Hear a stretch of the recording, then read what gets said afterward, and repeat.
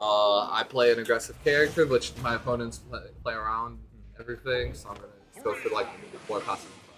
Right. Anyways, let's talk about the characters that are actually on screen for once. Yes. We've got like the legendary Lisbon matchup. This is Exactly. like this matchup made me. I think probably the matchup I've watched the most, like from Lisbon, like both at home and like at Airbnbs and shit. Like it has these to be guys, one they of those play common matchups. so much. They play so much. They flame each other all the time. It's great. That wasn't great. but it's okay because like you can never count him out. Right. Literally, like especially when he goes Charizard, is jarring. Like Eber has this thing where it just feels like in the beginning he'll lose a couple interactions. Then we get to a point where he's just like, nope, I'm not losing anything anymore. Yeah, and then what usually happens after that is like Zerin will come up with like some otherworldly option that like not even he sees it coming, and it'll just like makes everyone so damn much. It just makes up for it. Well, it makes for a good match when it comes down to a lot of back and forth, a lot of adaptation when it comes down to it. I think when it comes to these tournaments here, you have like kind of these four horsemen. You see a lot of Iberyes, see a lot of Zerin, Repeatish, and probably Big Lord. They're always in the mix, always playing against each other when it comes down to it. But I think like it's not fair to put them all as equal horsemen. Oh yes. There's the most common Zeren's matches. the king of the horsemen. Yes, but in terms of like the matchups like that we at see, least I'd say that's probably the four matches. throughout the established season, you know, like Yeah. we never know how like the next game's gonna go. Like I feel like this is something that people often they get too fixated on previous results, on set records. They don't realize that like at any given game, anything can go. I don't know why he's rocking the Norway flag. I hope he loses. I saw online you have the Japanese flag for some time as well, that's great. right? Well, actually, why am I hating on Norway? Norway is great too. Yeah. I just hope he loses. He can bring it back in losers. Who cares? It's never out. He puts a flag to try to be the underdog in this situation. We say that, but Norway's just as good as us, maybe even better. Yeah, I don't know much about the Smash scene. I know it's a beautiful country, but I don't know I anything don't know about if Smash it's scene there. beautiful or not. I just know they're good. Yeah. I just know Ambil, fucking. Okay. You got hands. It's like a Mewtwo player. You know, he's Yeah, not I got a it. Mewtwo player. He's the Mewtwo. Anyways, there's no Mewtwo right now. Oh, very nice edge card. Even though it didn't hit like good cover. Like I dragged him my down there God, with an air. Jesus, That was a bit Robert. surprising that happened that way. That's- I mean, that's like this can still happen here, you know? You rack up the damage here with Squirtle and kind of cheese him with like a Charizard move, maybe, a back air. But it's tough Still. now because Zerin's just really good at the ledge. And he just gave up center, but it's okay because he got it back. Oh, he killed yeah, that's it. Yeah, the drag now. Well, that was well played by Zerin when it comes down to it. Yeah, Just it's those just- couple steps ahead there. He's very familiar with the matchup, with the play style, knows where to punish. Like he manages to keep it so simple and effective at the same time. You know, it's not some like he makes it count with the crazy things, basically. I feel like he's a player that just he knows what to do. Right. He doesn't just go for the flashy stuff like Bank just because he wants to. You know, just because he's got like that dog in him, that ego. Like Zeren's like, no, he's a winner. You know, he's more composure. Like if he's gonna do some crazy hype shit, it's because he genuinely believes that it's what needs to be done. Right. It's So like what's optimal in that situation. Yeah. Right? So it usually like translates to like very solid neutral, solid disadvantage, and like creative advantage. Because I feel like advantage if you wanna explore your options a little bit more, that's probably like the way to go. Right. Because where you're risking the least, right? Even though like Smash Ultimate's so like reversal heavy. It's such a game where like, oh, you hit the combo, but it wasn't true. So it wasn't a true combo, so you get wrecked. Right. I mean, when it comes to combo game, you have to understand exactly what is 100% true and what is maybe 90% and whether or not to go with. Because air dodge is so good, because jump in a lot of characters is pretty good. And everyone has like some spammable aerial that they can use. That was really good too, right? Especially with characters this is that the have good second one. recoveries, you know. So lucky.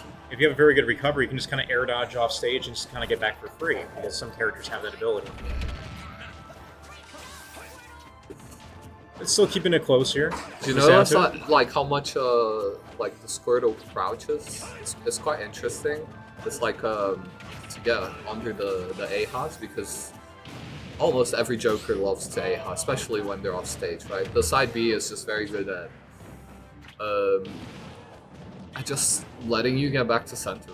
Sure. And like, let's remember how much the move actually got nerfed.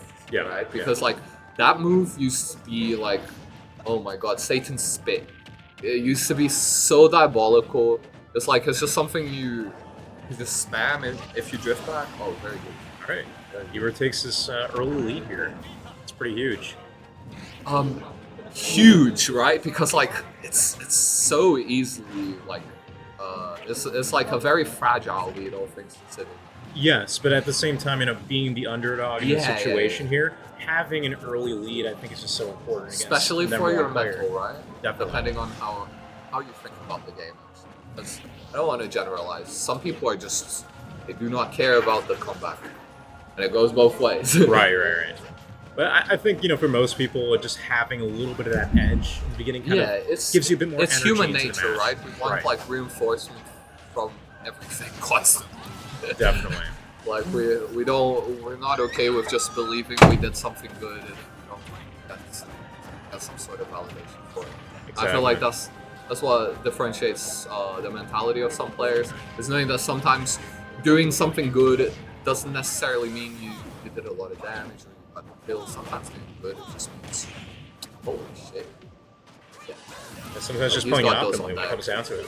Yeah, so three good down airs right there. Yeah, it's and just he's got like, it's a very, like, if you notice, it's just, he might not win as many interactions, but Joker with Arsene is just so exploitable, and he knows how to exploit it. Like, at any given point, they just exploit it.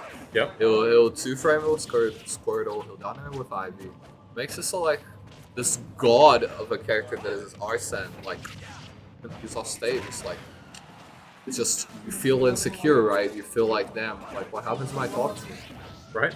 And it definitely makes the matchup doable when it comes down to it. Very good bait. Like, he just did nothing for a little bit, because sometimes that's all you need. Like, switch up the tempo completely, right? Like, he noticed that the Eber is catching on to his speed, he's slowing it down because he was playing too fast and wasn't working. And that's what you got to do. You got to keep adapting, keep changing your rhythm, your patterns. That throw was very good. 149. Basically anything here will kill. Yeah. Like it's getting to that point where, like, you just need to play so perfectly not to lose this. Like, stock at 139. Yeah. It's just, let's see. Back throw, that'll do it. Yeah. All right, so we got to even up here 1-1. Pretty convincing win there, actually. It's considered. Yeah, like, going back to what I was saying, like, because I feel when it comes to, like, actual interaction trades, it's very much, like, even if not even, like, Zerin favored, I feel like the right adjustments and disadvantage from Zerin's what he needs to win the game. And Iberyes is kind of like the opposite. It's like the right adjustments in neutral is what he needs to, like, to just keep up, because his advantage state is very, very solid. Right. He just needs to win a couple more interactions to keep up, because obviously Zerin's gonna, like, step up the gameplay. It's probably gonna be a little bit, like, more unpredictable with the recoveries. Yeah. So he's just gotta wait for that as well. Yeah, I think it's cook up the next step. Yeah. One thing that was huge in that last match was the edge guarding by Ivysaur. And I think that could be huge in this matchup as well. Yeah, when it comes down to it. Because Arsene's, like, ridiculously easy to suppress. Right. Like, I say ridiculously easy. Like, I miss the 2 frames all the time, right? But it's telegraphed at least. Like, you see it going up, and you have options there. And Ivysaur's down air, it just has so much range that it makes it for, like, a decent punish. Yeah, it's so good. Like, that should be spiking, like, way, way better recoveries. Yeah. Arsene comes out here, the difference maker potentially. Yeah. And the problem here is Charizard doesn't really have the mobility to kind of get out of the way. Okay, but he gets out. That's very Good tech, scary. good tech.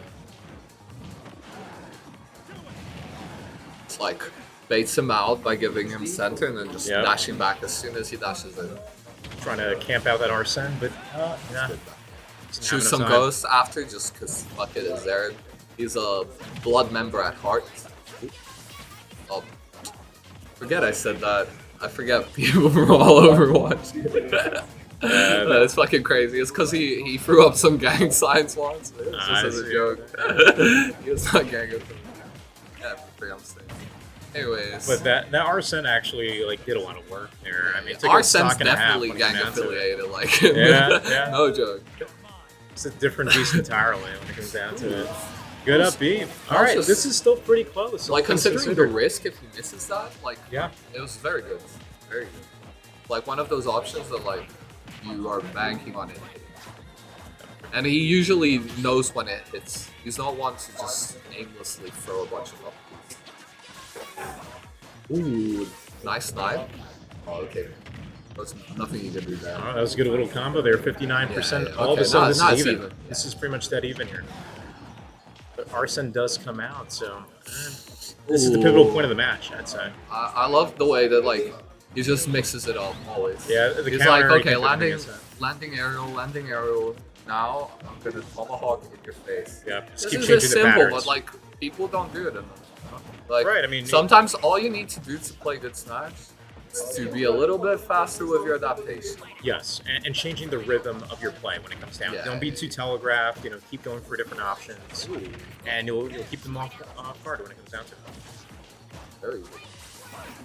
He's clean 76%, 81. Like Iberyes jumps a lot from ledge, so he's just like trying to stuff it out. Doesn't matter with what. He's like mixing up how. Ooh, And such a my clean backer there at the days, end. Zerin. That final stock was very clean. It's This like is best of five. it goes with what I was saying from before. It's like instead of like stepping up with the disadvantage, what he does instead is he just pushes advantage further Right. to make up for all the times that he dies when he loses neutral. So he's just like, oh, okay, if I'm dying so often when I lose neutral, even if I don't lose neutral that often, I'm just gonna make sure that like I push advantage harder. I'm gonna like spam more arrows at the ledge to cover your jump. And I'm gonna just go for the cheeky edge guard. You know? Right, I mean, Which is what I said, right? Like just he keep doing keeps what's it working. creative and advantage because like that's where you have less risk Yeah. for being creative. Yeah. And even so, like it was like with a humongous lead. You know, it wasn't the same thing as like PT is at 80, Joker's at 60. He goes for the edge guard. You know, Yeah. no, he had like a whole stock to work with, and that's why he can afford to take the risk to begin with. Right, and I think it also comes down to the point where if something's working, like the ledge trapping, you just kind of keep doing it until they prove you wrong, right, when it comes down to it. Yeah. And Zerin was kind of abusing that a little bit at the final stop. And Zerin doesn't really let you prove wrong because he's very much like aware of the answers to his adaptation as well. So like usually like doesn't just repeat things over and over senselessly unless he really believes that you're not going to make the adaptation.